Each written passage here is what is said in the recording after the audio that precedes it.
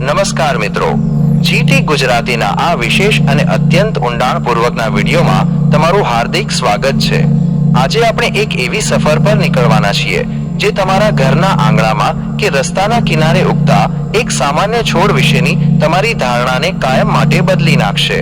આપણે વાત કરવાના છીએ સફેદ આંકડા વિશે, જેને શાસ્ત્રોમાં શ્વેતાર્ક કહેવામાં આવે છે।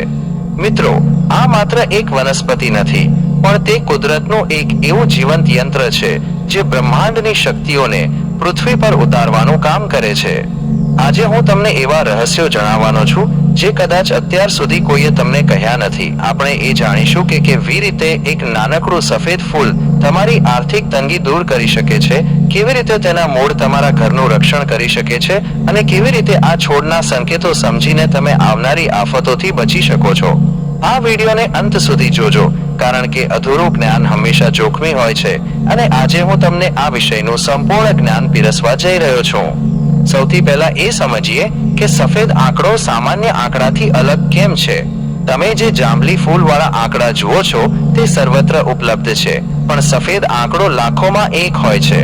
તેની પાછળનું વિજ્ઞાન એ છે કે જ્યાં જમીનની અંદર ચોક્કસ પ્રકારના પોઝિટિવ આયોન્સ અને ઉર્જાના સ્ત્રોત હોય છે, ત્યાં જ આ સફેદ આંકડો ઉગે છે।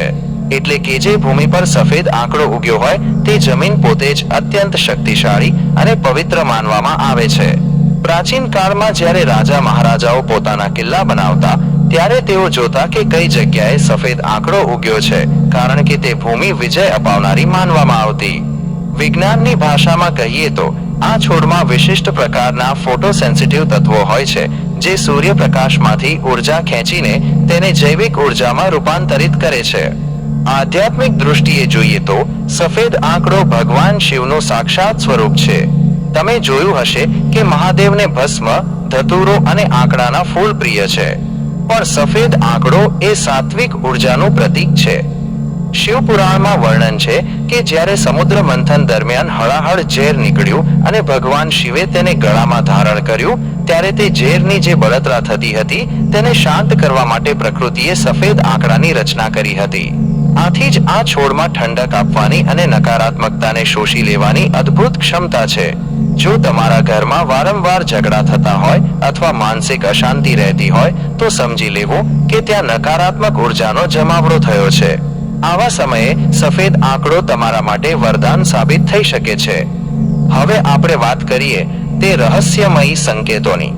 જો તમે રસ્તામાં પસાર થઈ રહ્યા હોવ અને અચાનક તમારી નજર સફેદ આંકડા પર પડે તો તેને નજર અંદાજ ન કરો।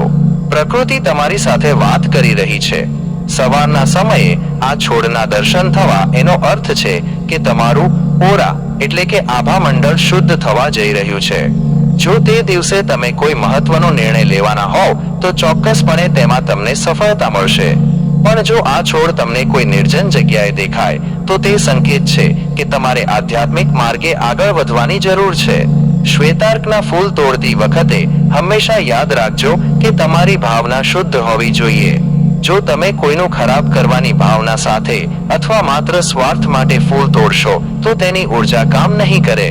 સફેદ આંકડાના મૂળનો રહસ્ય સૌથી વધુ રોમાંચક છે।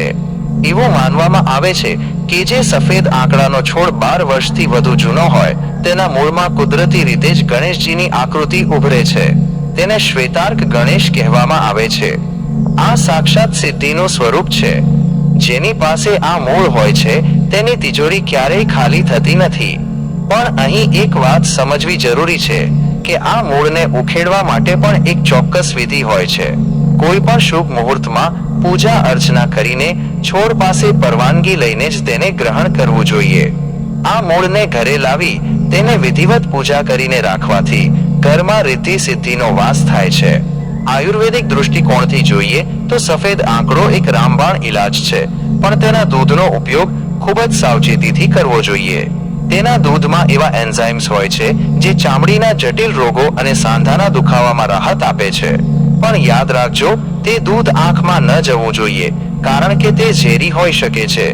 આ જ ગુણધર્મને કારણે તે નકારાત્મક શક્તિઓને દૂર રાખવામાં પણ સક્ષમ છે। જે રીતે કડવી દવા શરીરના બેક્ટેરિયા મારે છે તેમ સફેદ આંકડો વાતાવરણના સૂક્ષ્મ નકારાત્મક તત્વોનો નાશ કરે છે। જ્યોતિષ શાસ્ત્રમાં પણ સફેદ આંકડાનું મહત્વ અનેરું છે. જો તમારા પર શનિની સાડાસાતી કે ઢૈયા ચાલતી હોય અથવા રાહુ કેતુ તમને હેરાન કરતા હોય તો શનિવારના દિવસે સફેદ આંકડાના મૂળનો ટુકડો વાદળી કે કાળા દોરામાં બાંધીને ગળામાં ધારણ કરવાથી ગ્રહ પીડામાં શાંતિ મળે છે. આ એક એવું રક્ષા કવચ છે જે પથ્થર કે રત્નો કરતા પણ વધુ ઝડપથી અસર કરે છે, કારણ કે તે સીધું પ્રકૃતિ સાથે જોડાયેલું છે. જો તમને અકાળ મૃત્યુનો ભય રહેતો હોય અથવા વારંવાર અકસ્માત થતા હોય તો આ છોડનું શરણું લેવું શ્રેષ્ઠ છે.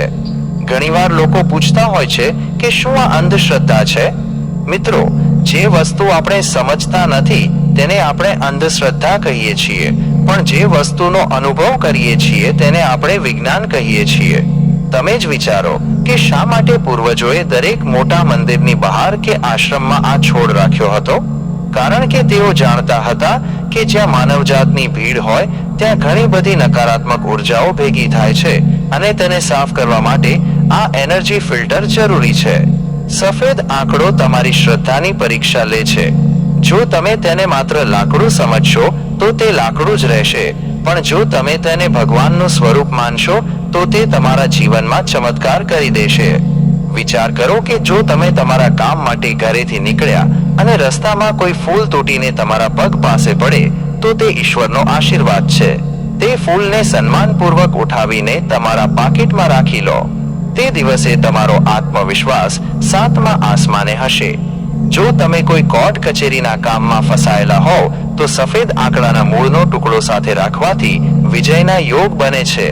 આ બધું માત્ર કહેવાની વાતો નથી, લાખો લોકોએ આનો અનુભવ કર્યો છે. આપણે એ પણ સમજવું જોઈએ કે પ્રકૃતિ સાથે આપણો સંબંધ કેવો હોવો જોઈએ. આપણે હંમેશા કુદરત પાસે કંઈક ને કંઈક માંગતા હોઈએ છીએ, પણ શું આપણે ક્યારેય તેને કંઈ આપીએ છીએ? સફેદ આંકડાની સેવા કરવી એટલે કે તેને પાણી આપવું, તેની રક્ષા કરવી એ એક પ્રકારની પરોક્ષ સેવા છે જેનું ફળ અગણિત ગણું મળે છે. જે ઘરમાં આ છોડ લહેરાતો હોય ત્યાં ક્યારેય અકાળ મૃત્યુ કે મોટી બીમારીઓ આવતી નથી. મનોવૈજ્ઞાનિક રીતે જોઈએ તો સફેદ આંકડાનો રંગ એટલે કે સફેદ એ શાંતિનું પ્રતીક છે. જ્યારે તમે આ છોડને જુઓ છો ત્યારે તમારા મગજમાં આલ્ફા તરંગો આલ્ફા વેવ્સ ઉત્પન્ન થાય છે જે તમને તણાવ મુક્ત કરે છે. આજના ભાગદોડ ભર્યા જીવનમાં જ્યાં લોકો ડિપ્રેશનનો ભોગ બની રહ્યા છે ત્યાં આ વનસ્પતિ એક નેચરલ હીલર તરીકે કામ કરે છે. તમે રોજ સવારે માત્ર 5 મિનિટ આ છોડ પાસે બેસો અને ધ્યાન ધરો. તમે અનુભવશો કે તમારા મનની મૂંઝવણો આપોઆપ ઉકલી રહી છે. વાસ્તુશાસ્ત્ર મુજબ સફેદ આંકડો ઘરના પૂર્વ ઉત્તર ખૂણામાં ઈશાન ખૂણામાં રાખવો અત્યંત શુભ છે. આ ખૂણો દેવતાઓનો માનવામાં આવે છે અને સફેદ આંકડો દેવ તરંગોને આકર્ષિત કરે છે. જો તમારા ઘરમાં ધન આવતું હોય પણ ટકતું ન હોય તો આ છોડની પૂજા કરવાથી તમારી બચત વધવા લાગશે. આ છોડમાં લક્ષ્મીને બાંધી રાખવાની શક્તિ છે, પણ શરત એટલી કે તે ઘરનું વાતાવરણ પવિત્ર હોવું જોઈએ. મિત્રો, આ રહસ્યોનો અંત અહીં નથી આવતો. સફેદ આંકડો એ સમય અને અવકાશ ટાઈમ એન્ડ સ્પેસ વચ્ચેનું એક બિંદુ છે. જો તમે સાધક હોવ અને ધ્યાન કરતા હોવ તો આ છોડની નીચે બેસીને કરવામાં આવેલી સાધના અન્ય જગ્યાઓ કરતા 10 ગણી વધુ ઝડપથી સિદ્ધ થાય છે. આ સ્વીકારવું કે ન સ્વીકારવું એ તમારા પર છે, પણ પ્રકૃતિના નિયમો ક્યારેય બદલાતા નથી. આજના આ વિશેષ કાર્યક્રમ દ્વારા મારો હેતુ તમને ડરાવવાનો નથી, પણ તમને જાગૃત કરવાનો છે. આપણે વિજ્ઞાનની પ્રગતિમાં કુદરતના આ અમૂલ્ય વારસાને ભૂલી રહ્યા છીએ. સફેદ આંકડો આપણને યાદ અપાવે છે કે આપણી મૂળ શક્તિ પ્રકૃતિમાં જ છે. જ્યારે પણ તમને આ સફેદ આંકડો દેખાય ત્યારે તેને તોડવા દોડવાને બદલે પહેલા તેને નમસ્કાર કરજો. તેની પાસેથી આશીર્વાદ માંગજો. જો તે તમને સ્વીકારશે તો તમારા જીવનના તમામ દુઃખોનો અંત આવી જશે. આ વિડીયોમાં આપણે જે વાતો કરી છે તે તમારા જીવનને એક નવી દિશા આપશે.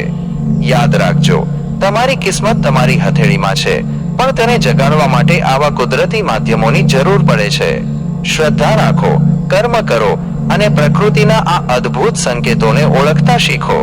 જો તમે આ માહિતીને તમારા જીવનમાં ઉતારશો તો હું ખાતરી આપું છું કે તમારે ક્યારેય કોઈની સામે હાથ ફેલાવવાની જરૂર નહીં પડે. જીટી ગુજરાતી પર આપણે આવી જ સત્ય અને સંશોધન આધારિત માહિતી લાવતા રહીએ છીએ. જો તમને આ વિષયમાં રસ પડ્યો હોય તો આ વિડીયોને તમારા દરેક ગ્રુપમાં શેર કરજો, કારણ કે કોઈ એક વ્યક્તિનું જીવન પણ જો તમારા શેર કરવાથી બદલાઈ જાય તો તેનું પુણ્ય તમને જ મળશે. આ રહસ્યમય દુનિયામાં હજુ ઘણું બધું જાણવાનું બાકી છે. સફેદ આંકડાની જેમ જ બીજી પણ ઘણી વનસ્પતિઓ છે જેનો ઉલ્લેખ આપણે આગામી વિડીયોમાં કરીશું. છેલ્લે એટલું જ કહીશ કે શ્રદ્ધા એ કોઈ અંધકારમાં મારલેલી છલાંગ નથી, પણ તે ઈશ્વરના હાથ પકડવાની હિંમત છે. સફેદ આંકડો એ ઈશ્વરનો એવો જ એક લંબાવેલો હાથ છે. તેને પકડી લો અને તમારા જીવનને ધન્ય બનાવો. મહાદેવ સૌનું કલ્યાણ કરે, સૌને સુખ અને સમૃદ્ધિ આપે. મારી સાથે જોડાયેલા રહેવા બદલ તમારો ખૂબ ખૂબ આભાર. મળીએ છીએ ફરી એક નવા રહસ્ય સાથે. ત્યાં સુધી સજાગ રહો, સુરક્ષિત રહો. આભાર.